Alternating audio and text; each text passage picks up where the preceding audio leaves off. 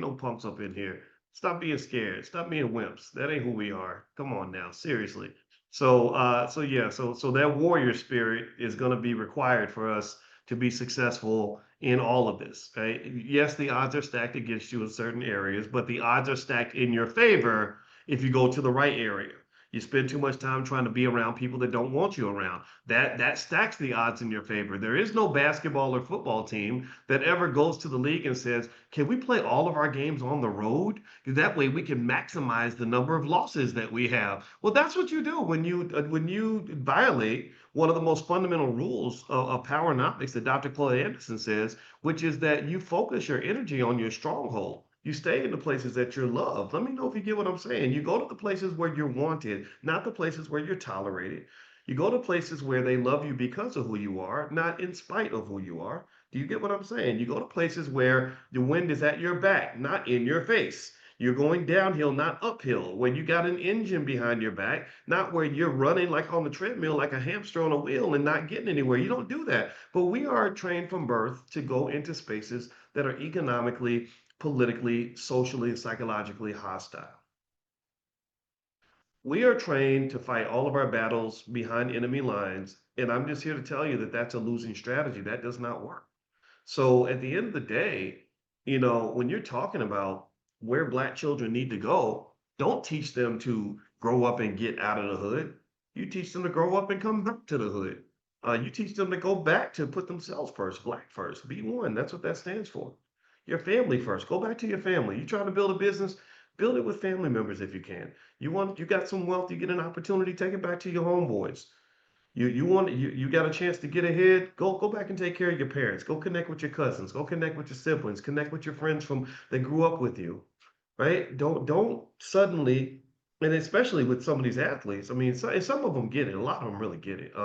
The father of Ezekiel Elliott, who's one of the highest paid players in the NFL, he was at the last All Black National Convention. He's a good brother, and yeah, and I like the guy a lot. And I owe it to Bernard Hardy for forming that introduction. And Bernard is a good guy. I don't even know if Bernard is here, but Bernard actually pushed that relationship. He kept on making sure that we were talking.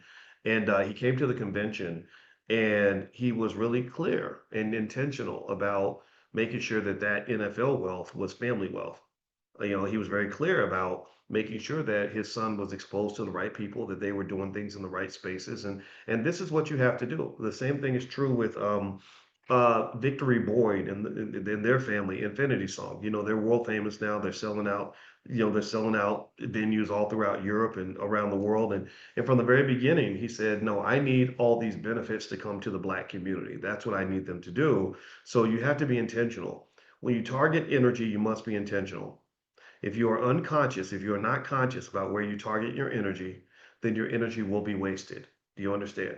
So you have to go places where John Trey says it right. You go to places where you're celebrated, not just tolerated. So the reason that I like being here, I'm not here talking to you because I've got nothing better to do. I'm sure there's other places I could go, right? And I taught at Syracuse. Most of my students were not Black.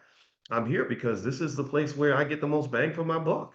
This is where people get me. Y'all understand me. We have something in common. And this is something that I think people deny and they don't discuss when it comes to racism.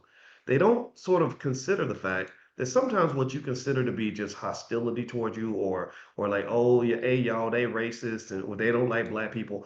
I don't know if it's always a matter of them not liking Black people specifically. I think that it's more like they just like themselves more than they like you, right? They just like each other. They like people like themselves a little more than they like you. And we say, "Oh, that's racism because you're supposed to like everybody equally." And I say, on what planet has that ever been true? At what point anywhere in the history of this earth, in any country, has it ever been true that people like other groups more than they like their own group? That don't even make no damn sense. That's a fairy tale straight from the depths of hell. That's a Disney movie you're trying to live, where somehow this white guy from Kansas is supposed to relate to your Black ass from Chicago more than he relates to other white people from Kansas. And I'm sorry, I know that ain't politically correct. That does not fit the fairy tale.